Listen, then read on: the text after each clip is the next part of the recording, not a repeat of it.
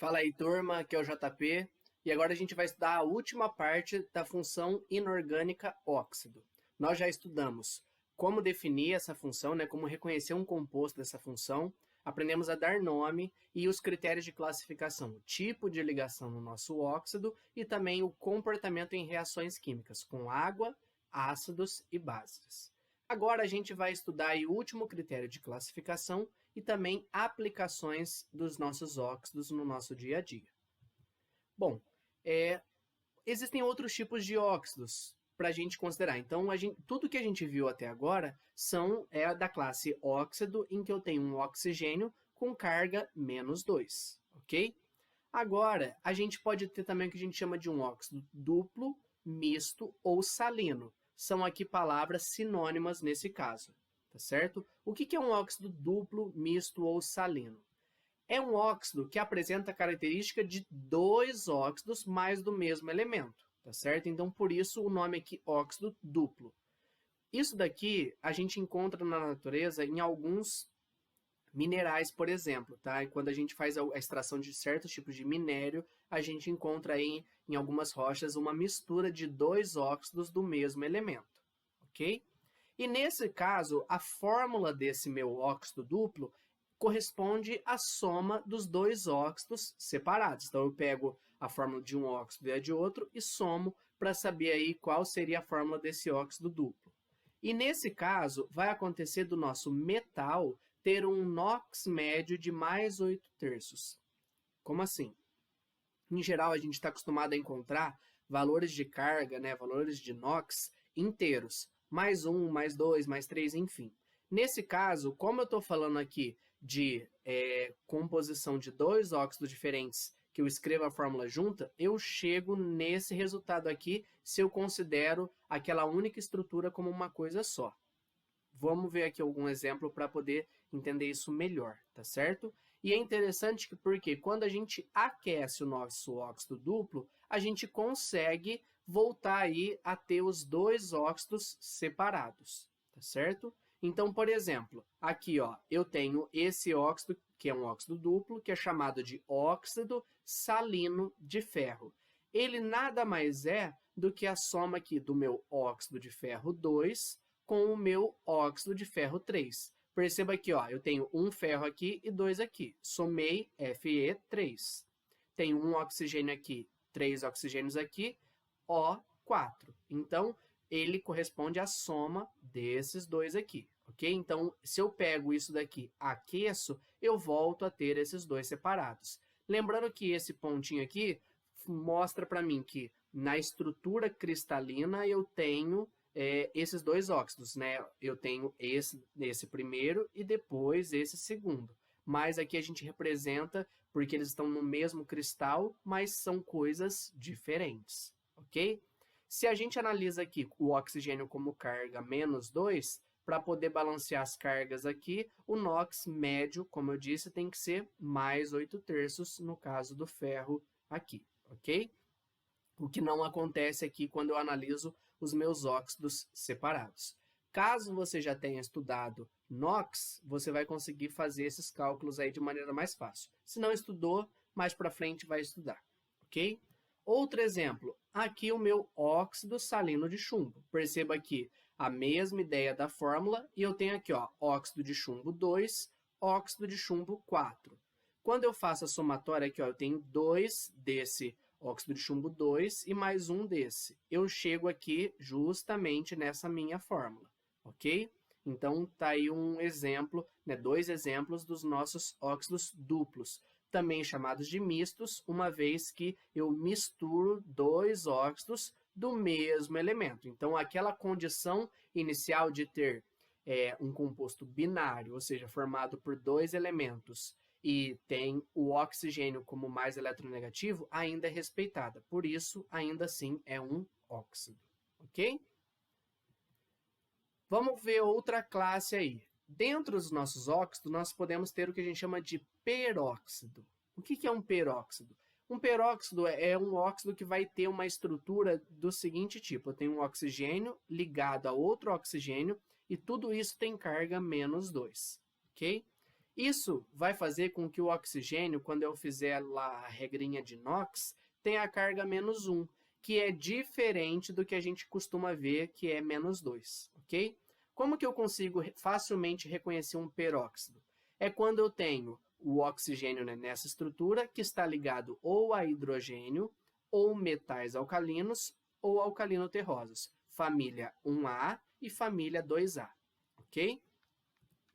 Como que eu dou a nomenclatura dos nossos peróxidos? Muito simples, é só falar peróxido de e o nome do meu elemento, seja hidrogênio, metal alcalino ou alcalino terroso, ok?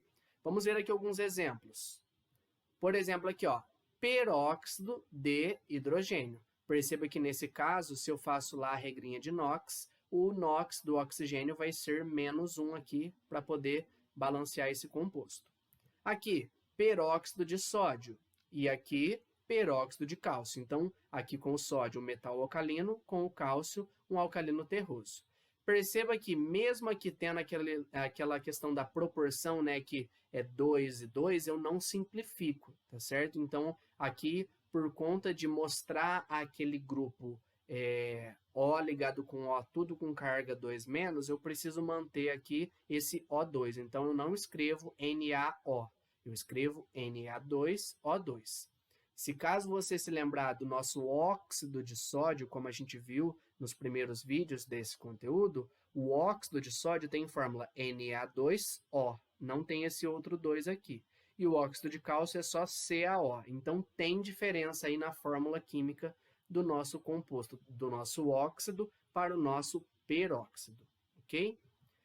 É interessante porque os peróxidos vão reagir com ácidos ou com água e vão formar H2O2. Isso no caso de um peróxido de metal alcalino ou alcalino terroso, tá certo? Então, aqui, se eu pego o peróxido de sódio, quando eu reajo com água, ele vai formar hidróxido de sódio e mais o peróxido de hidrogênio. Se eu pego aqui o meu peróxido de sódio também, reagindo com um ácido, ele forma o sulfato de sódio e mais o peróxido de hidrogênio, ok? Então, aí como eu posso evidenciar um peróxido numa reação química, beleza? Sem dúvida, o mais importante dos peróxidos é o peróxido de hidrogênio. Então, esse daqui é muito importante que você conheça a fórmula, ok? Até porque daqui a pouco a gente vai ver as aplicações e esse tem várias aplicações no nosso dia a dia. Continuando. O que é um superóxido? Bom, aqui nós teremos o grupo O ligado com outro oxigênio, e tudo isso formando com carga -2, ok? Assim, o oxigênio, nesse caso, tem um NOx -meio, ok? Então, a gente viu que em óxido o NOx é -2, peróxido -1, superóxido -meio. E nós vamos observar a formação de superóxidos com metais alcalinos e alcalinos terrosos apenas. O nome do meu composto vai ser superóxido e mais o nome do elemento, ok? Vamos ver alguns exemplos. Tem aqui o superóxido de potássio e nós temos aqui o superóxido de cálcio. Eles têm aqui algumas aplicações na indústria, apesar de serem compostos que facilmente se decompõem, né, se transformam em outras coisas, ok? Qual é uma aplicação em termos de reações? Eles também vão reagir com ácidos ou com água, mas além de formar aqui o peróxido de hidrogênio, eles também vão formar o gás oxigênio, ok? Vai formar O2. Então, por exemplo, aqui, ó, o superóxido de potássio, ao reagir com água, vai formar hidróxido de potássio, peróxido de hidrogênio e gás oxigênio. E, ao reagir esse mesmo superóxido com ácido sulfúrico, vou formar sulfato de potássio, peróxido de hidrogênio, gás oxigênio, ok?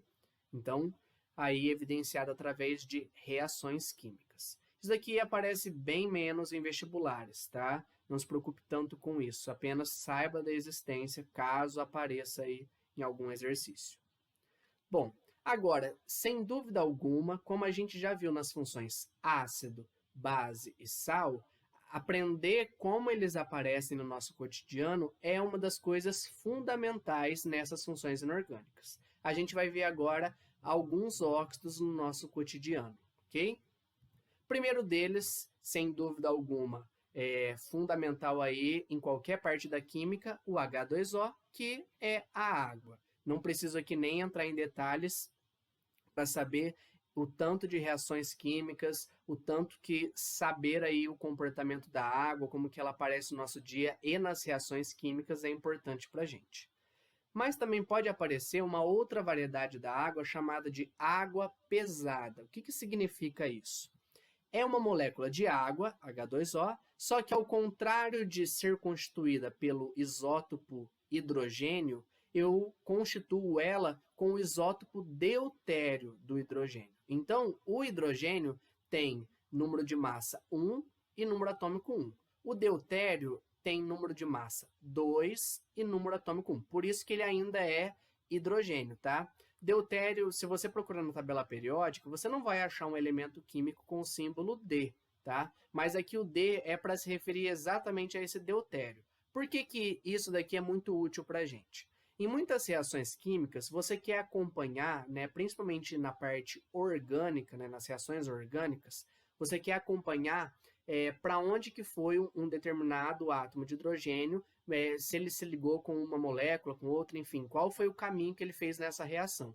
E a gente consegue fazer esse acompanhamento com esse átomo de hidrogênio, trocando o hidrogênio normal por um hidrogênio aí do tipo deutério, porque aí eu consigo fazer algumas medições, algumas análises e ter uma precisão maior no caminho desse hidrogênio, ok? Então, como o número de massa é maior, a água pesada tem aí uma massa molecular, massa molar, enfim, maior do que a água normal. Por isso esse termo água pesada, ok? Mas quimicamente reage da mesma forma, uma vez que é o mesmo elemento químico. Eu só estou falando de isótopos diferentes. Água com o hidrogênio de o isótopo 1, né? E o deutério, que é o isótopo 2, ok? Também nós temos aqui o peróxido de hidrogênio, que comercialmente aí é conhecido como água oxigenada, tá? Cuidado com esse termo água oxigenada, porque eu não estou falando aí de pegar oxigênio e borbulhar em água, não é isso. Eu estou falando aqui da composição química mesmo da minha molécula, que é o H2O2. Para que a gente usa a água oxigenada? Bom, entre os vários usos, a gente pode usar ela como antisséptico, como alvejante e como clareador de pelos. Então, antisséptico, muitas vezes, quando, por exemplo, você faz alguma cirurgia na boca, né, faz alguma extração de dente, o dentista pede que você borbulhe, né, que você enxague a sua boca com água oxigenada, porque ela é bactericida, então ela ajuda aí a matar micro-organismos. Ou também quando você tem algum machucado, pode ser que coloque em cima desse machucado água oxigenada. Por que ela tem essa função?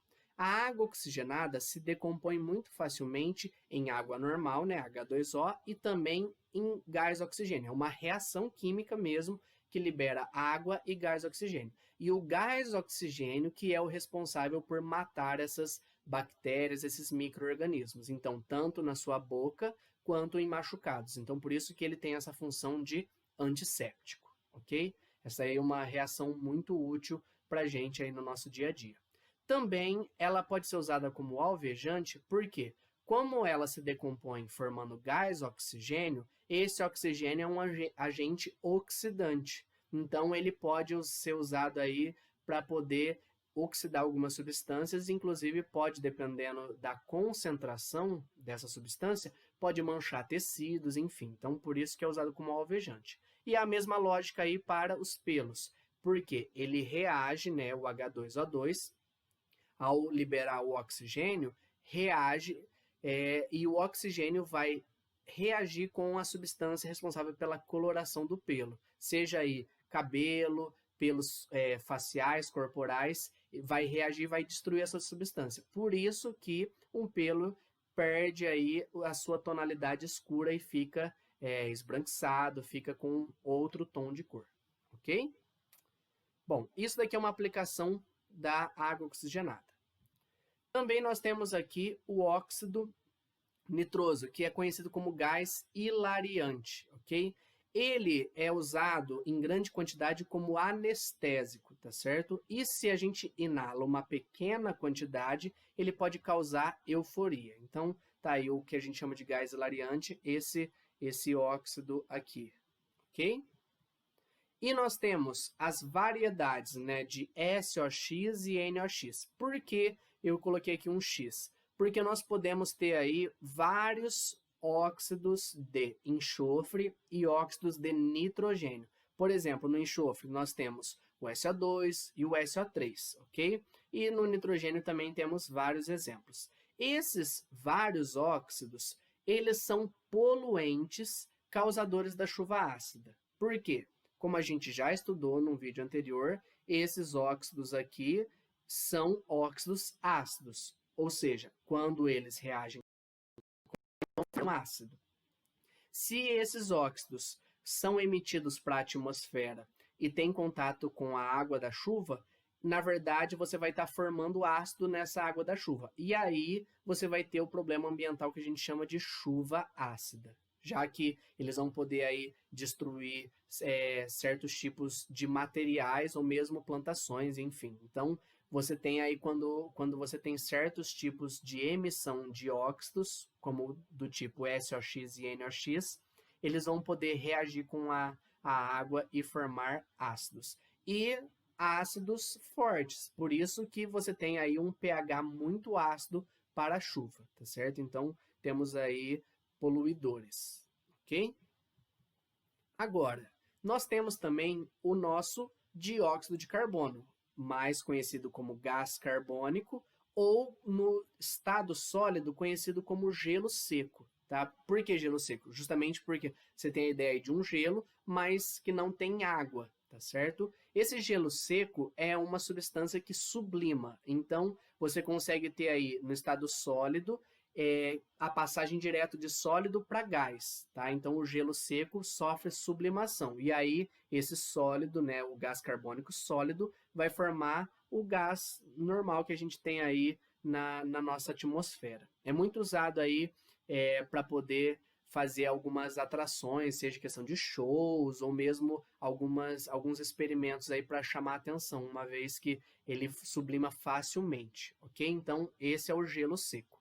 Bom, aplicações do gás carbônico. Temos várias.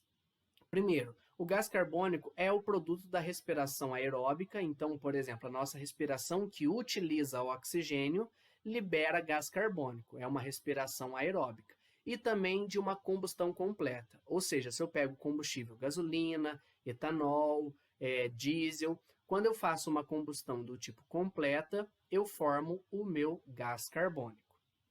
Ele também aparece como o causador da acidez natural da chuva. Então, a chuva naturalmente tem um pH levemente ácido. E isso não é o problema ambiental chuva ácida, tá bom? A gente tem gás carbônico que está espalhado aí numa pequena quantidade na atmosfera. E esse gás carbônico pode reagir com a água da chuva, já que ele é um óxido ácido, ele vai formar o ácido carbônico. Se eu comparo com o SOX e o NOx que a gente viu, qual que é a diferença? O ácido carbônico é um ácido bem mais fraco do que os ácidos de nitrogênio e de enxofre. Então, por isso que não tem tanto problema assim. Agora, quando eu tenho poluentes, que foi o que a gente viu, aí sim eu tenho problema ambiental. Então, por isso que eu coloquei aqui a acidez natural da chuva, tá? A chuva naturalmente tem um pH levemente ácido, ou seja, um pouquinho abaixo de 7. Em excesso, esse óxido, né, o gás carbônico, vai intensificar o efeito estufa e o aquecimento global. Problemas ambientais aí muito sérios, tá? Porque ele ajuda a reter o calor que é emitido do Sol, então ele funciona realmente aí como uma estufa. Ele retém esse calor e aumenta a temperatura média da atmosfera, dos mares, enfim, do planeta como um todo. Por isso aí o efeito estufa e consequente aquecimento global. Ele não é o único, tá? A gente tem aí outros compostos que são também gases estufa, que a gente fala, tá? Mas, sem dúvida, o mais conhecido aí e o que a gente busca combater com medidas socioambientais. Também está presente nas bebidas gaseificadas, então qualquer bebida que tem gás, né, água com gás, ou, por exemplo, cerveja, refrigerantes, enfim. Todas essas bebidas eu tenho uma porcentagem aí de gás carbônico que eu borbulho na minha bebida para ela ficar gaseificada. E ele também tem aplicação aí em extintores de incêndio. Uma vez que, para você cortar incêndio, uma das formas de cortar o fogo é eliminar o que sustenta o fogo. O gás carbônico não pega fogo, então por isso que ele pode ser usado aí em extintores de incêndio, ok? Agora, nós temos aqui o monóxido de carbono. Bem diferente do gás carbônico, ele vai ser produto de uma combustão, mas agora do tipo incompleto. Então aqui, ó, a diferença. Gás carbônico, combustão completa. Monóxido de carbono, combustão incompleta. Por que ele causa problemas para a gente? Ele causa asfixia, uma vez que ele se liga facilmente à hemoglobina e ele inutiliza a nossa hemoglobina. Então, assim, a hemoglobina é uma substância que tem no nosso sangue, responsável por transportar o gás oxigênio para as células. Só que entre oxigênio e monóxido de carbono, a hemoglobina tem uma preferência muito grande para se ligar no monóxido de carbono. Por isso que, quando você respira esse gás, você pode morrer asfixiado, já que você não vai conseguir fazer chegar oxigênio nas suas células. Então aí, mesmo que você tenha contato com o oxigênio, já que você respirou esse monóxido de carbono, ele inutilizou moléculas de hemoglobina e aí você, mesmo que respire, não vai conseguir saciar essa necessidade básica do ser humano, ok? De levar oxigênio para as células. Por isso aí, de causar asfixia.